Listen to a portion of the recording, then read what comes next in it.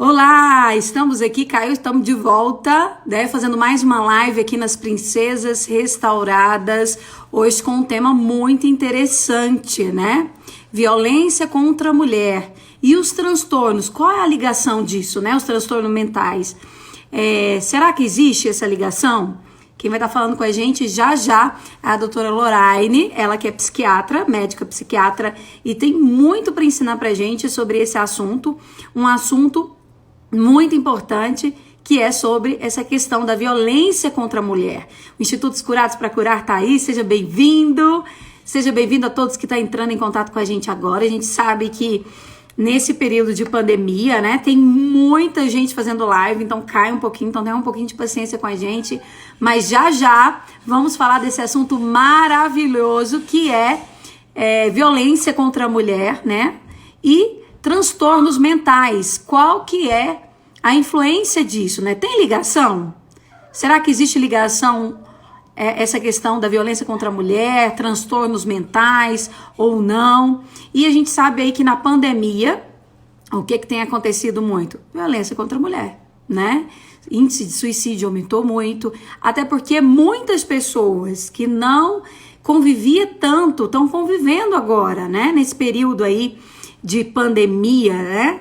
E a família tem estado muito junta, né? E não tem sido fácil, não tá podendo sair, não tá podendo desestressar, não tá podendo, né, para ir para tantos lugares aí. E quem vai falar pra gente sobre essa questão, né, como lidar com tudo isso, é a nossa querida médica psiquiatra, doutora Lorraine. A gente tá aguardando ela entrar aqui para que a gente faça essa live.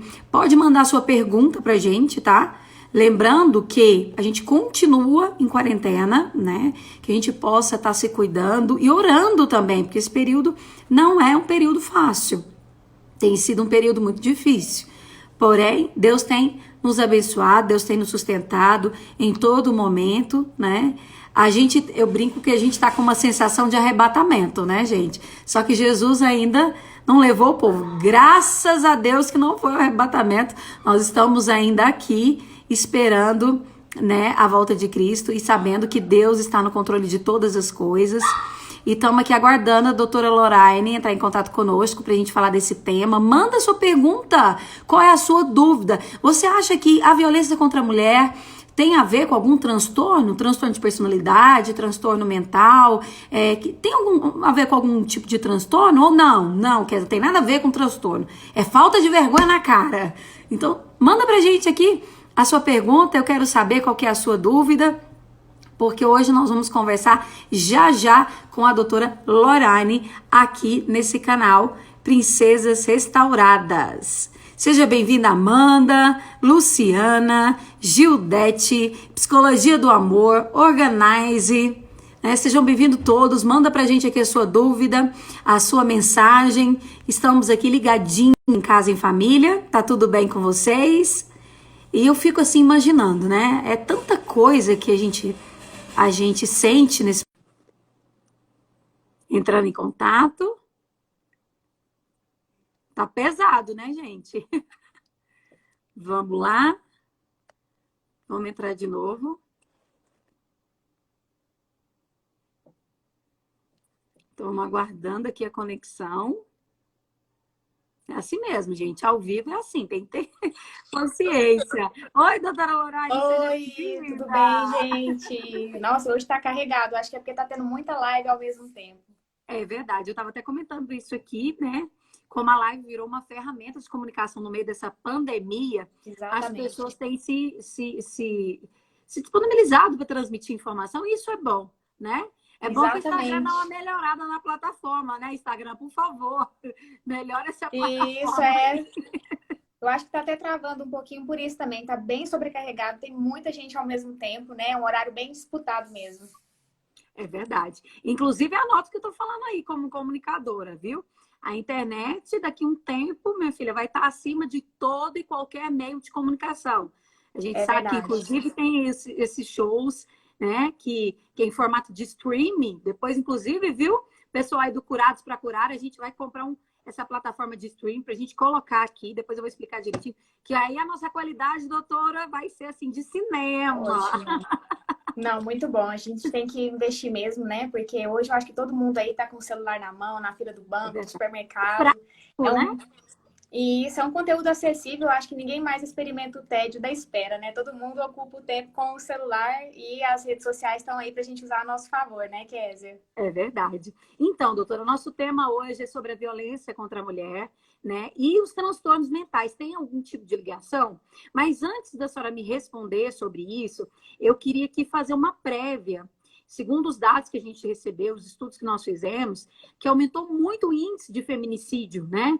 Durante a Exatamente. quarentena. Antigamente tinha, a gente sabe que sempre existiu, mas o índice aumentou pelo fato de estar muito junto, né? De Isso. conviver muito ali, e não é fácil. Tem dia realmente que dá vontade de jogar um pela janela, mas a gente tem que ter o equilíbrio nesse momento. E eu acho que não é só pela convivência, sabe, doutor? Eu acho que tem a ver pelos outros fatores emocionais. A questão do medo do vírus, a questão também, será que isso vai acabar? Né? A Isso. questão também, preciso sustentar minha família. Exatamente. Sobrecarga de tarefa da mulher. Gente, eu vou falar uma coisa para você. Ah, eu acho que eu quero saber depois que dia que é a quarentena das mulheres. Que dia que vai ser a nossa. Alguém me É conta verdade. isso, por favor. Vou pedir para o nosso presidente Bolsonaro criar aí as férias das mulheres, das mães, É né? verdade. Porque a gente chega em casa e a gente está o tempo todo em casa, na verdade. A gente não chega, a gente está o tempo todo em casa. Então, você trabalha, você cuida de menino, você faz tarefa, você faz a comida, tudo, né? Porque nem ajudante você está podendo ter mais nesse Exato. período. Então, mas vamos para o nosso tema aí, levando essa informação, doutora. Toda pessoa que comete uma violência contra a mulher, no geral, ele tem algum tipo de transtorno mental?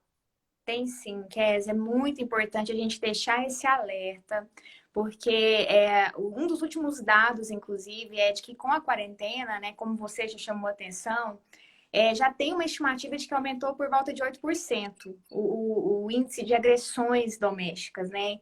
E infelizmente algumas, né, deflagram até em óbito. E é muito importante a gente falar aqui, gente, que violência a gente nunca pode normalizar.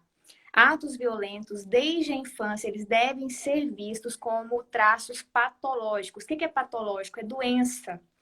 Então, assim, é uma pessoa que ela não sente culpa, por exemplo, ao ver o outro mal com um ato de injustiça, de violência física ou psicológica, algo não está normal. E fora isso também, né, a gente não pode falar de violência e saúde mental e não falar de dois transtornos. Se a gente for nomear, o primeiro é transtorno de personalidade antissocial, que é o que a gente falou naquela live sobre psicopatia, né? E o segundo é o transtorno explosivo intermitente, que é aquela pessoa que não Hum, premeditou ser violenta. Mas ela é tão explosiva, como o próprio nome diz, que essa explosão ela vai escalonando. Então, antes era uma explosão de agressão verbal, de repente aquilo começa a virar derrubar copo, prato, quebrar coisa, televisão, monitor de computador, até um dia chegar à violência propriamente dita. Então, é muito importante a gente falar hoje sobre esses dois transtornos, pelo menos de uma forma objetiva e rápida, para que as uhum. pessoas deixem de encarar a violência como algo que é do temperamento. Ah, não, isso é do temperamento, o pai era assim, o avô era assim. Então, é só não passar raiva que isso não acontece. Não, não é assim, gente. A gente tem que ter controle de impulsos. E quando esse controle de impulsos não está funcionando, a gente precisa sim tratar. Então, a gente não pode ver isso como algo normal. Então, vamos, eu amei o que você falou, mas vamos pontuar aqui, que eu preciso entender isso, quem está assistindo também. Então, se uma pessoa ela é agressiva em casa, aí ela Isso. começa ali com as palavras, porque, olha, meninas que estão nos acompanhando, os homens também, existe agressão verbal, né, doutora? Existe violência psicológica, exatamente. Ou seja, eu vou lá, eu falo, eu te agrido com palavras, eu te ameaço, começa assim. E depois ele Exatamente. vai aumentando, começa a quebrar Exatamente. coisas. E depois Exatamente. ele pode chegar, por exemplo, se eu tenho alguém na minha família que é assim, eu já tenho que ficar com a antena ligada. Já desde a infância, né? Como a gente falou aquele dia na live da psicopatia. Quando a gente percebe que uma pessoa não tem controle de impulsos e que isso começa a ficar disfuncional na vida dela, ou seja, começa a ter problema na escola, começa a ter problema com a família, começa a ter problema no trabalho, a gente tem que buscar tratamento, porque quanto mais cedo é a intervenção, né? Quanto mais precoce, melhor, porque essa pessoa também vai começar a sofrer as consequências desse descontrole de impulso. Então, nós, seres Qual que é o nome humanos, dele, dessa doença, doutora? Que a senhora é acabou de explicar pra gente. assim, todas as duas doenças que eu falei que são as principais, né? Existe um descontrole no sistema de impulsos. Então, todo ser humano tem impulso. A gente tem impulso, a gente tem aquele momento que a gente explode, isso é normal. A gente tem Nervosa. afeto, nós somos reativos, né? Isso é normal. Só que à medida que esse meu impulso prejudica alguém, imputa sofrimento em alguém, isso já não está mais dentro da faixa da normalidade. Seja um cachorro, seja uma criatura, seja uma pessoa, seja uma criança, seja um cônjuge, eu não Uhum, posso mais encarar isso como algo normal. Porque se uhum, eu encaro isso como algo normal, eu privo essa pessoa de ter tratamento. Então, eu entendo. preciso entender que nós temos impulsos, esses impulsos eles devem ser controlados, e quando eles escapam dessa faixa de controle, né? A gente citou esses dois exemplos, que é o transtorno de personalidade antissocial e o transtorno explosivo intermitente. Porém, Késia, todos os transtornos mentais que envolvem desajuste no controle de impulso podem incorrer em violência. Então, assim, pode ser outra coisa também, daí a necessidade de investigar. Então, a mulher que está nos assistindo, a gente está focando mais o assunto para elas, mas serve para os homens também, né? Ela percebeu alguma atitude desproporcional, porque acompanha também com Isso. respostas que não cabe naquele momento daquela forma agressiva. Exatamente. Você usou a palavra perfeita, desproporcional. Às vezes a televisão, o canal na hora do jogo pifou e de repente você vê aquela pessoa quebrando a televisão ou chutando a parede. Já chegou o caso no meu consultório da pessoa fazer um buraco na parede na hora que a criança desapontou uma ordem, chutou a parede a ponto de fazer um buraco. Então, assim, gente, é uma reação desproporcional. Por maior que seja a frustração da criança não responder a um comando, existe ali, né, uma reação que está dentro da normalidade para aquela situação. Então, igual você falou, extrapolou, ficou desproporcional, incorreu em prejuízo a alguém, gente, cuida, porque você expor a criança a viver também cenas de violência.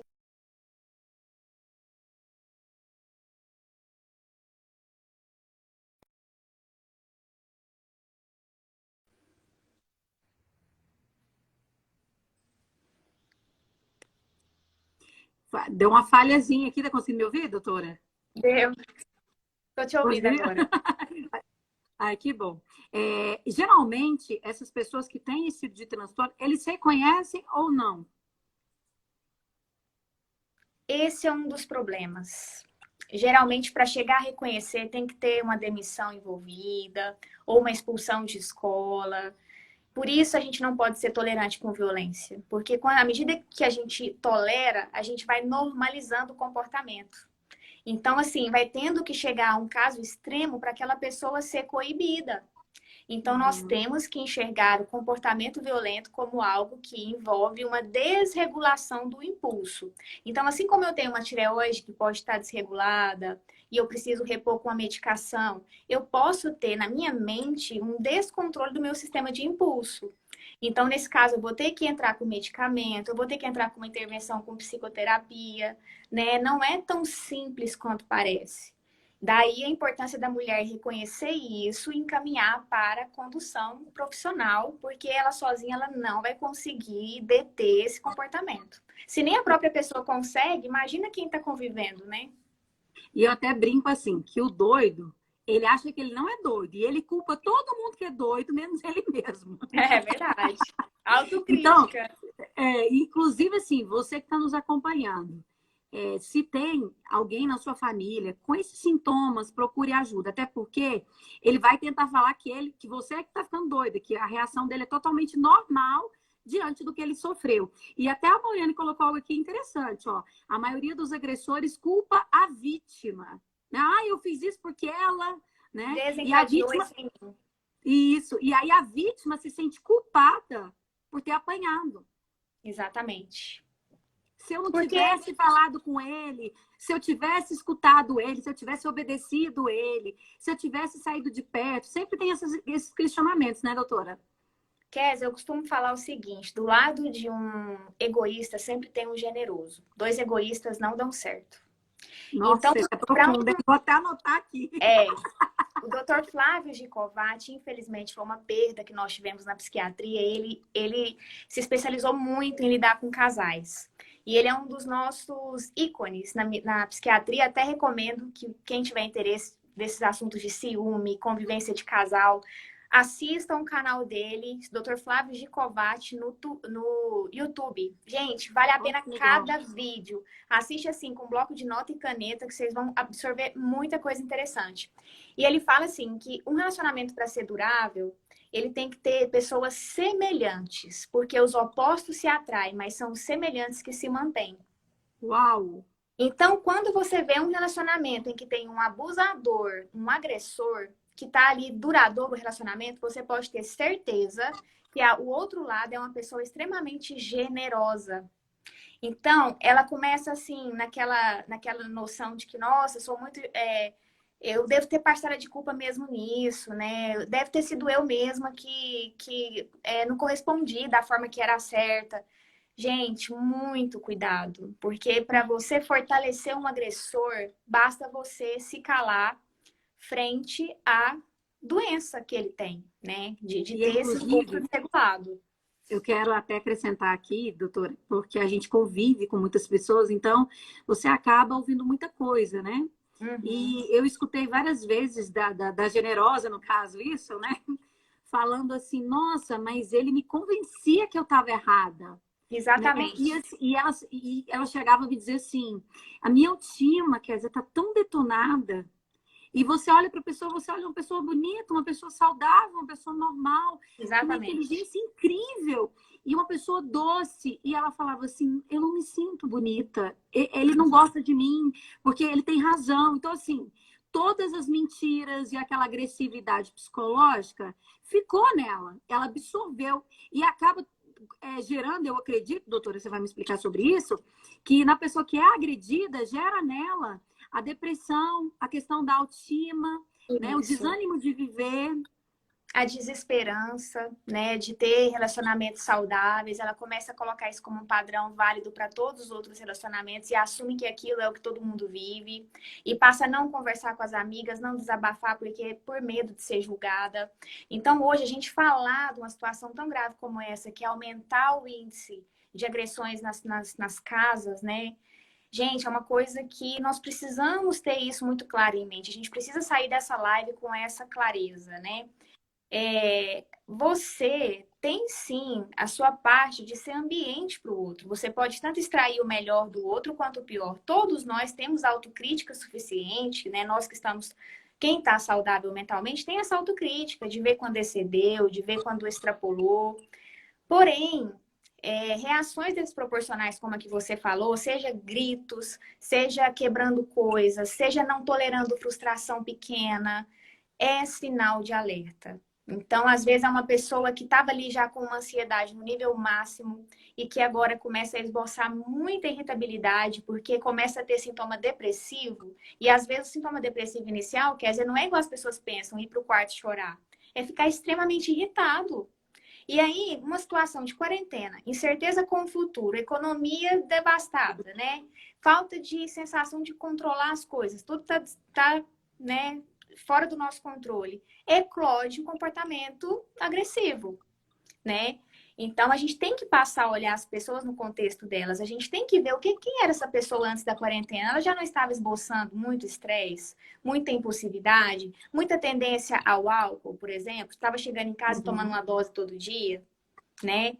Então, É assim, a gente tem que ter essa noção crítica. A gente não pode perder essa visão crítica das situações, porque a gente vai penalizar algo inocente nisso. Às vezes é a esposa, às vezes é uma pessoa na rua, no trânsito, né? Então, a gente tem que ter cuidado. E é tão importante, doutor, isso que você está riquíssimo, isso que a senhora está ensinando hoje para gente, porque não é fácil você ter acesso a esse conhecimento todo, né? Graças a Deus, Deus tem permitido que a internet leve esse conhecimento, né? Eu Uhum. agradeço a sua disposição para ensinar aqui para gente, porque inclusive eu vi um depoimento de uma mãe no qual o filho foi abusado, que antes o pai, no caso o marido, na verdade, tinha problemas com pornografias, entre outras coisas mais. E ele sempre agressivo com ela e tentando fazer ela entender que ele estava doente, mas que Uhum. ele queria ajuda, mas ele não queria, na verdade. Queria, mas não queria. E ela Uhum. tentando, e ela tentando. Quando ela descobriu o abuso, ela ficou tão sem parafuso que ela falou: eu preciso procurar ajuda, alguém precisa conversar comigo, porque Uhum. ele quis tratar a situação como algo muito normal. Uhum. Então, é importante a gente, assim, quando você, né, a pessoa que está em casa, tem alguma dúvida, é importante buscar ajuda, doutora? Com certeza, a gente usa escalas, né, para avaliar qualquer comportamento e validar se esse comportamento está ou não na faixa da normalidade. Fora isso, toda consulta, a gente sempre pede exames, a gente vê como é que está a tireoide, como é que está a parte hormonal, como é que está a parte física como um todo, porque a gente tem que ver como é que está o metabolismo dessa pessoa. Fora a Mas eu digo escala... assim, no caso da mulher, vamos supor, a mulher está com um problema em casa com o marido, Ah, certo? certo, Ela está imaginando que tem alguma coisa errada. Ela certo. pode buscar ajuda? Olha, eu Pode, estou passando por isso, eu estou achando que o meu marido, ou que o meu namorado, ou que o com meu certeza. pai, ou que o meu irmão está com esses sintomas. Ela pode buscar ajuda para essa pessoa que ela convive? E isso Pedir uma pode. orientação? Pode, e justamente indo por esse viés até do check-up. Porque essa pessoa, se você já chegar e falar assim, olha, você não tá bem, eu vou te levar num psiquiatra, porque você tá doido, às vezes a Ah, pessoa não vai vai. criar uma repulsa e não vai, né? É verdade. Então você pode ir até com esse viés, olha, vamos fazer um check-up, assim, vamos ver como é que estão os hormônios, vamos ali, né, num profissional que olha também parte comportamental, porque aí às vezes dá até uma desarmada na pessoa. Eu já tive paciente assim, que a esposa levou, né, alegando que, olha, ela pediu tanto exame para mim, vamos ver os seus também, não custa nada, né? Você tá com dificuldade para dormir. E a gente descobriu um Ótimo. problema sério, entendeu? E o corpo do paciente já estava sofrendo também com aquela situação, gastrite que não melhorava com o tratamento, sabe? E aí, quando melhorou o quadro comportamental dele, regulou essa parte dos impulsos, até a gastrite dele sarou por tabela, entendeu? E tem tratamento, doutora, para isso? Tem tratamento? Tem, tem tratamento, a gente entra, na maioria das vezes, com medicações que melhoram a parte da impulsividade, aliado, claro, ao tratamento da psicoterapia, né, com a psicóloga ou psicólogo. Então, se for em idades mais precoces também, se a pessoa já, por exemplo, o filho já tem histórico de que na família do pai e do avô existia o mesmo perfil de comportamento e temperamento, já pode intervir desde a infância, né? E quem convive vai aprendendo, Kézia, a como não reforçar, a como assim, anular o comportamento, ou então pelo menos amortecer, sem agravar mais ainda a situação e se expor a riscos maiores. Então, isso a pessoa sozinha não consegue julgar. Quem vai ensinar isso para ela? Olha, dessa forma que você amortece esse comportamento, dessa forma você reforça. É o psicólogo, por exemplo, porque aí ele vai explicar como funciona aquele comportamento errado, né? É disfuncional. A gente nem fala errado, é disfuncional, né? Então, tem tratamento sim, e é essa notícia que a gente tem que trazer para as pessoas. Por ser uma doença, por ser uma patologia, por ser uma desregulação do impulso, tem como sim a gente atuar nessas vias, nessa circuitaria cerebral para a pessoa ficar bem. Aqui, até a Mariana fez uma pergunta aqui, ó. Quando saber se perdoa a agressão da primeira vez? Olha lá. E como não ter o sentimento de que se precipitou, né? Eu acho que ela está falando é o seguinte: como que eu vou saber que realmente era uma doença e que pode tratar, ele não vai voltar a me agredir? Ou Olha, não, às vezes ele agrediu, ele pode agredir sempre. eu acho que tem que olhar o contexto, sabe, Kézia? O agressor, ele tem assim, ele às vezes premedita muitas situações, sabe? E quando a pessoa, assim, ela tem aquele requinte de detalhes na argumentação para te culpar e para te levar, às vezes, até no seu limite, para você perder sua razão. Gente, é assim, é dar murro em ponta de faca, sabe? E se já chegou a ter uma agressão física, não espere a segunda. Porque a gente, às vezes, a segunda pode ser até fatal. A gente não sabe que nível que tá esse descontrole dessa pessoa, sabe? Então, assim, E quando tem ameaças, doutora? Porque, assim, a gente já viu vários casos, a gente acompanha aí, né? Quando vem ameaças, né? Eu já acompanhei um caso de uma mulher que era casada e o marido falava: olha, um dia eu vou roubar nossa filha e vou sair do país. E ele vivia ameaçando ela: um dia eu vou fazer, um dia eu vou fazer. E ele uhum, realmente fez. Roubou a uhum. menina, rasgou o passaporte dela e sumiu com ela. Enfim, mas ela sempre dizia assim: não, eu pensava que ele estava brincando, que momento de raiva ele falava aquilo e pronto. Mas depois ele ficava de boa e estava tudo bem. A minha pergunta é: quando eu devo me preocupar? A ameaça realmente é algo a se preocupar? Com certeza, a ameaça já é um tipo de violência psicológica, né? Tanto é que se enquadra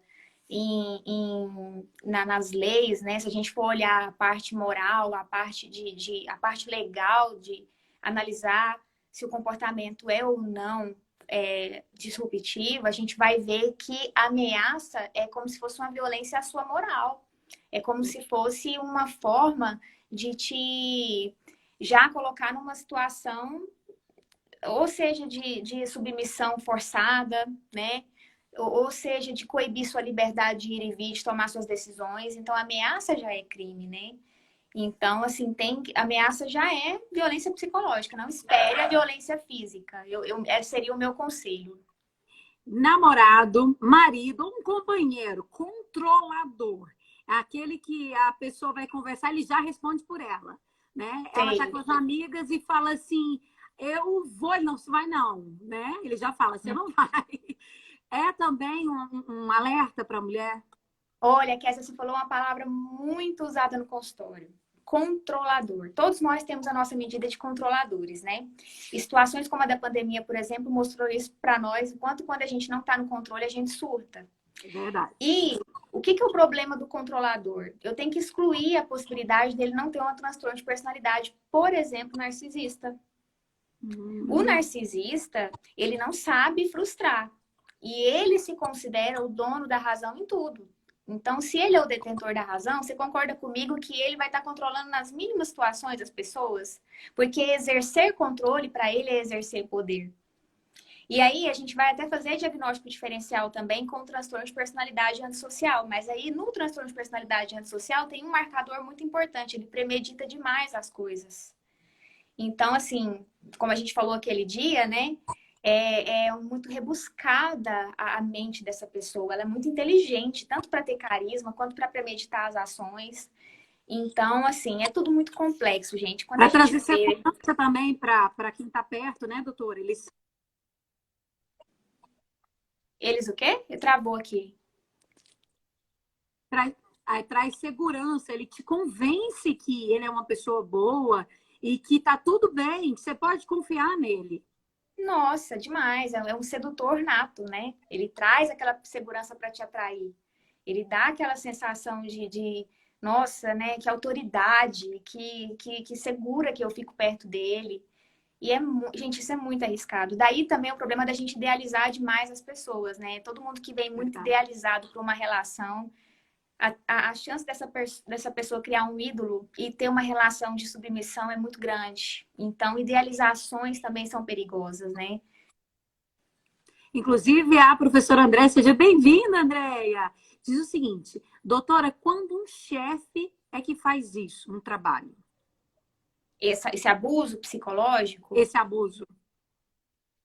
olha, a gente já cai um pouco na questão do transtorno de personalidade antissocial, que, assim, nos dá sinais de alerta porque gostam muito de situações de autoridade, né? Seja política, seja no trabalho, seja na empresa. Tem que fazer um diagnóstico diferencial. Tem que saber se essa pessoa já não é desse perfil de não sentir culpa, por isso imputa culpa nos outros sem sentir pudor nisso, né? Hum, Prejudica os outros, coloca numa situação de injustiça sem se sentir mal, né? isso é Então, até caracteriza como abuso moral, né, doutora? exatamente, né? É uma coerção, é você se sentir ali manipulado, forçado a fazer coisas que você não queria e que parecem no início muito inocentes, né? Então, a linguagem do manipulador, ela não começa já escancarada como manipulação. Ela começa, às vezes, com esse tom meio, eu tô cuidando de você. Isso aqui é pro seu bem. Olha, isso aqui, né? Então, assim, são coisas tão, na verdade, tênues, que quando começam, o que a gente tem que ter em mente é que a gente realmente precisa, assim, ter uma posição de cautela, sabe, Kézia? É muito perigoso quando a gente idealiza qualquer pessoa à nossa volta, porque isso nos cega, isso nos obstina. É Então a verdade. gente tem que enxergar qualquer ser humano, até nós mesmos, né? Desenvolver essa autocrítica de que nós estamos passíveis de adoecimento, nós estamos passíveis de ter tido uma criação que também nos adoeceu. E que quando isso começa a prejudicar outras pessoas, a gente tem que buscar ajuda. Se não for por nós, por elas, né? É verdade. Então, Inclusive, a Mauriana está fazendo uma pergunta aqui que eu achei fantástica. Ó. Eu já aconselhei uma mulher que o marido traía e ainda batia nela. Quando ela ia atrás e ele ainda se sentia culpado. Opa, e ela ainda se sentia culpada. A pergunta é: quem é o doente? Ou seja, ele batia nela, ela ia atrás dele e se sentia culpada por ter deixado ele. Aí ela está perguntando: quem é o doente? os dois, com certeza. Os dois. E vamos falar, Porque se tipo, só um apanha ainda pouquinho. vai atrás. Vamos só falar uma coisa que a gente não falou nas outras lives e agora é novo, a gente pode até falar disso no futuro. Uhum. Culpabilidade, gente, é uma coisa muito característica da depressão. Às vezes, uma mulher que está num estado depressivo, ela começa a se culpar tanto, e é um dos sintomas da depressão, é um dos critérios para definir que alguém está depressivo. É essa culpa exagerada, sabe? Essa autopenitência exagerada, desproporcional também. Então, pode ali nesse caso específico, a pessoa estar num processo depressivo convivendo com um agressor que já tinha ou um transtorno de personalidade narcisista, ou era um transtorno de personalidade antissocial, ou estava com um transtorno ali, como a gente falou no início, explosivo intermitente, que tem esse impulso ali frequente, só que não é premeditado, é a diferença.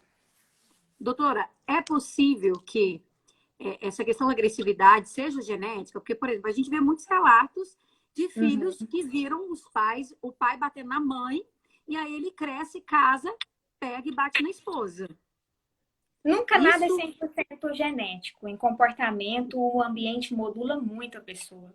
Então, às vezes, ele tem na genética dele, por exemplo, para ser bipolar, e ele manifesta a bipolaridade ao longo da vida, porém, o grau de exacerbação do impulso, da mania, vai ser muito modulado pela forma como ele foi criado, pela forma como o ambiente reforça ou não isso. Então, com certeza, tem sim uhum. componente genético. A gente já isola alguns genes bem específicos para essa parte comportamental, mas o ambiente modula o comportamento. Então, se é um ambiente que estimula, começa a ter filme de cena de violência desde muito pequeno, ver cena de violência em casa, não tem uma criação que ajuda a criança a tolerar a frustração, ali você está criando um ambiente perfeito para ter um agressor no futuro que acha isso normal. Tem uma outra pergunta aqui muito interessante, é o seguinte, porque às vezes, quando a pessoa é maltratada, ela se apega, mesmo assim, ao agressor. Aí também, às vezes, a gente tem um transtorno de personalidade dependente, que é um transtorno muito comum, mais comum do que o que a gente pensa, né? Que a gente pode até falar disso no futuro, que a pessoa tem uma relação de dependência tão grande que daquele relacionamento ela tem todas as recompensas dela. Então, assim, se aquilo ali começa a dar errado, ela nem não quer assumir aquilo para ela mesma, porque ela julga que ela não dá conta de seguir a vida sozinha, de que ela não vai encontrar prazer em mais nada, de que ela é imprestável para conquistar outro relacionamento. Então, a gente tem que fazer esse diagnóstico diferencial. Se não é uma pessoa que está com um processo depressivo instalado, ou se não é uma pessoa que já traz desde pequenininha esse comportamento mais dependente, de ter nas relações a sua recompensa de uma forma muito exacerbada. Doutora, para finalizar nossa live aqui maravilhosa, já já, viu, gente? Vai estar disponível para vocês no canal do YouTube essa live, como todas as outras, podem acessar no Princesas Restauradas. Eu queria que a senhora explicasse, assim, para a gente, de uma forma mais clara, o que é uma pessoa que tem essa questão do transtorno bipolar, que, inclusive, afeta muitas mulheres também. Afeta muitas mulheres também. E o transtorno bipolar de humor, gente, ele basicamente é um padrão de comportamento em que o humor varia entre dois polos. Mania, que é uma exacerbação do humor, aquela sensação de potência, de ser infalível, de poder fazer compras, de ficar hipersexualizado. E a situação de hipomania, que é a situação de tristeza, às vezes de depressão, né? Então, o transtorno bipolar de humor é isso, é a pessoa migrar entre esses dois polos ao Um dia longo ela do está ano. muito feliz e outro dia ela quer morrer. É mais ou menos Exatamente. isso? Pode ser que nem é uma variação de um dia para o outro. Pode ser a pessoa fica 3 semanas de um jeito, depois ela fica 2 meses de outro. Aí tem vários tipos de transtorno bipolar. Aí vai depender da intensidade e da duração de cada uma dessas fases. E é uma questão genética ou comportamental, doutora?